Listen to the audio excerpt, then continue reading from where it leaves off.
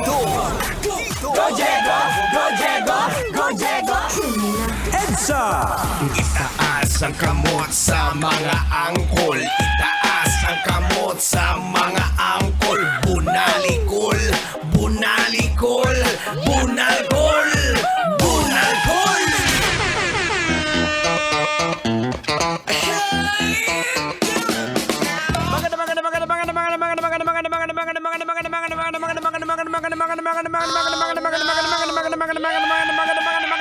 Magandang gabi!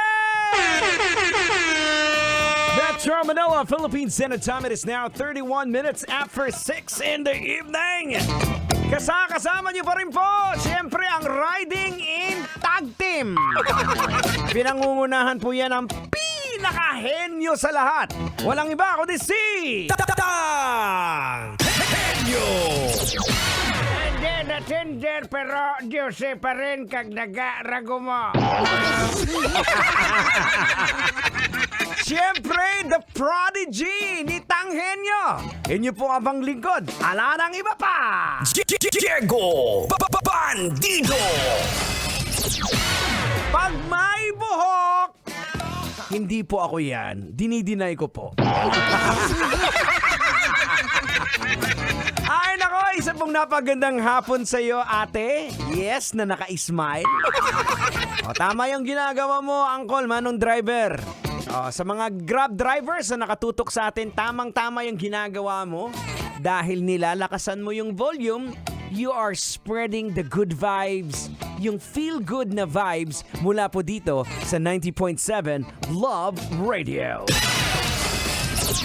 Alright, let's move on mga kabisyo. Ito, pag-usapan po natin tong nakalap natin na balita. Isang aso sa Pittsburgh. Hindi po, pitbull Pittsburgh po, ito po isang lugar. Isang aso sa Pittsburgh. Abay nako, alam nyo anong ginawa? Minukbang ang pinag-ipunan ng kanyang fur parents. Oh no! Magkano ang pera? Konti lang naman. $4,000. Aragoy ko!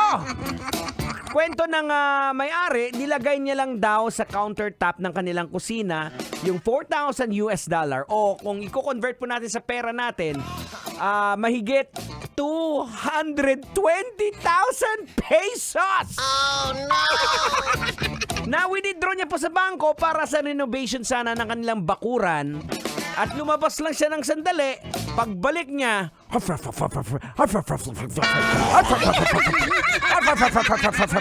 ayun, kinakain na ni Dog. No.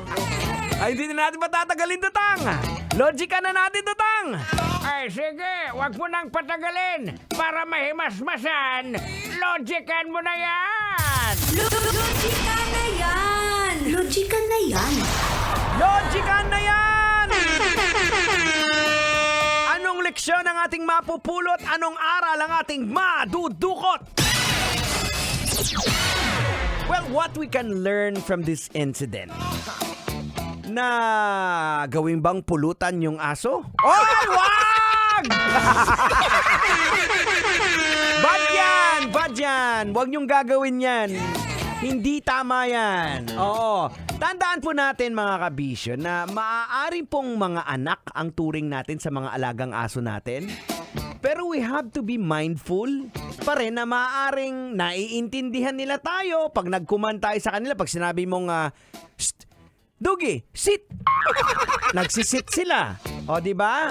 Pero mga kabisyo, hindi po tayo pareho mag-isip. Halimbawa, ang kahusayan po ng pag-iisip, ang tao po ay lubos na medyo komplikado po yung sistema ng kaisipan natin na nagbibigay daan sa tinatawag na abstract thinking or reasoning and problem solving, at iba po yung medyo malayo po sa level kung paano mag-isip po yung aso.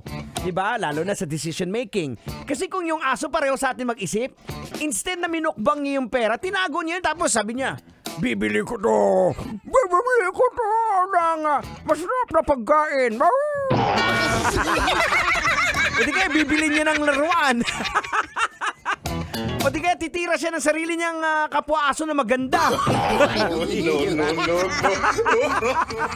Ayan po mga kabisyo kaya we have to be mindful. Huwag na basta papatong-patong mo dyan, pera yun eh. Patay tayo dyan. Ay nako, and speaking of aso mga kabisyo, eto po, susunod na awitin natin para sa ito Manong Driver. Sabayan mo sa pagkanta ha. Oh, naalala mo to. Banal na aso, santong kabayo. Song coming from Yano. Keep it locking right here on Metro's number 1. This is 90.7 Love Radio. We got 36 minutes after 6 o'clock. Good evening, Metro Manila. Sasakyan sikat.